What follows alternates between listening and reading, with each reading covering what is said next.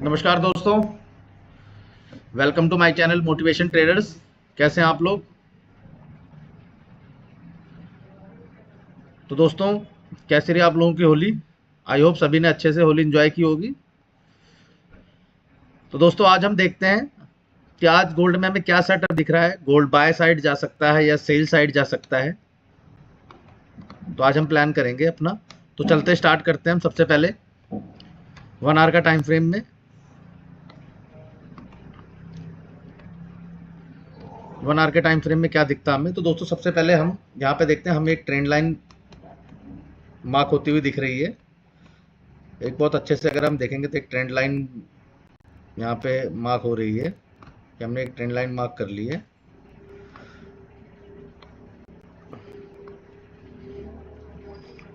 और H1 के हिसाब से अगर हमारा आप देखेंगे रेजिडेंस एरिया तो कौन सा रहेगा, तो ये रेजिडेंट जो एरिया है, रेजिडेंट जो जोन है, ये आपका रेजिडेंट जोन है। ये जोन जो मैं अभी मार्क कर रहा हूँ आपको, आप देख सकते हैं, ये हमारा रेजिडेंट जोन है।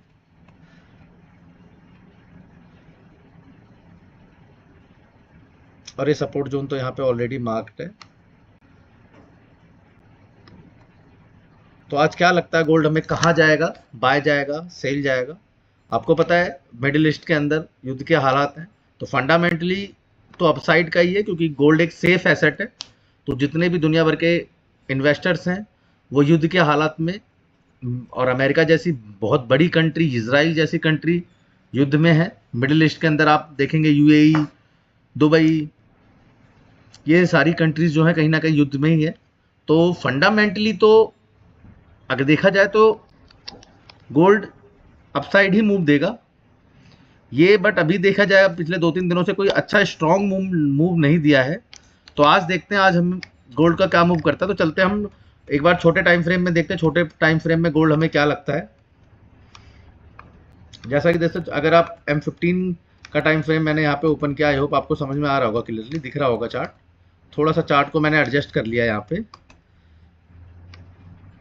बाकी दोस्तों, आप लोगों से रिक्वेस्ट है, आप लोग मेरी पूरी वीडियो देखा करें, आपको इसमें काफ़ी अच्छी लर्निंग मिलती होगी, चीज़ें समझने में ईजी है, क्योंकि हम एक सिंपल एनालिसिस करते हैं यहाँ पे, कोई बहुत ज़्यादा कॉम्प्लिकेटेड नहीं है, सिंपल। यहाँ पे resident, support, order block area, कहाँ से हमें बाय दिखता है, कहाँ से हम सेल प्लान कर सकते हैं, ये हमारा एक सिंपल एनालिसिस होता है। तो हमारे वीडियो को आप लाइक करिए, सब्सक्राइब करिए और हमें फॉलो कर लीजिए, ठीक है।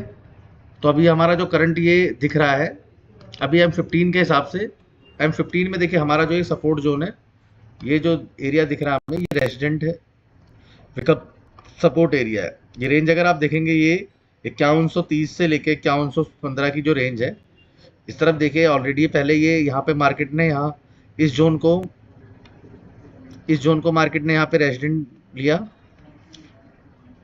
देख रहे हैं आप लोग, पहले यहाँ पे मार्केट ने रेजिडेंट लिया, फिर डाउन आया, फिर यहाँ पे अगेन रेजिडेंट लिया, फिर ब्रेकआउट करके फिर यहाँ पे नीचे, फिर देन उसके बाद अगेन हमारे रेजिडेंट इन पे, फिर यहाँ, फिर ये सपोर्ट लिया, फिर यहाँ पे चल रहा है। तो दोस्तों, ये जो एरिया है हमारा, सिंपल सा जो जोन है, अगर आप देखेंगे तो कहीं ना कहीं गोल्ड भी एक रेंज में, अभी एक रेंज में ही चल रहा है। एक रेंज अगर मैं आपको बताऊं, अगर आप देखना चाहेंगे कि रेंज कहाँ है, देखिए अभी एक प्रॉपर एक रेंज ही है। ये जो हमारा एरिया जोन है, देखिए 1 2, अगर मैं इसको यहाँ पे जो इसी रेंज को यहाँ पे मैं डिलीट कर देता हूँ, तो अगर आप देखेंगे गोल्ड ने यहाँ पे इसी रेंज में मूव कर रहा है। तो अच्छा अपसाइड का मूवमेंट हमें तब मिलेगा जब गोल्ड हमारी ये जो रेंज है, इस रेंज को, अगर हमारी गोल्ड अभी इस रेंज को हमारे यहाँ पे, इस रेंज को गोल्ड यहाँ पे अगर ब्रेकआउट कर देके रीटेस्टिंग करके अगर ऊपर निकलता है, तो हमें एक अपसाइड मूवमेंट मिल सकता है। एटलीस्ट हमें 5281 की रेंज का अपसाइड का मोमेंटम मिल सकता है, ठीक है दोस्तों। बट यही प्लान क्या कहते हैं, यहाँ पे इस रेंज में रहता है, अगेन यहाँ पे आता है, यहाँ पे आके फिर ऊपर जाता है, तो अभी एक रेंज में चल सकता है। तो अगर हम छोटी सी बाय सेल की बात करें, तो देखिए ये हमारा जो एरिया है, ये रेजिडेंट बिकम सपोर्ट है। M15 के अकॉर्डिंग छोटे रेंज में अगर रेजिडेंट बिकम सपोर्ट एरिया दिख रहा होगा आपको, ये जोन है।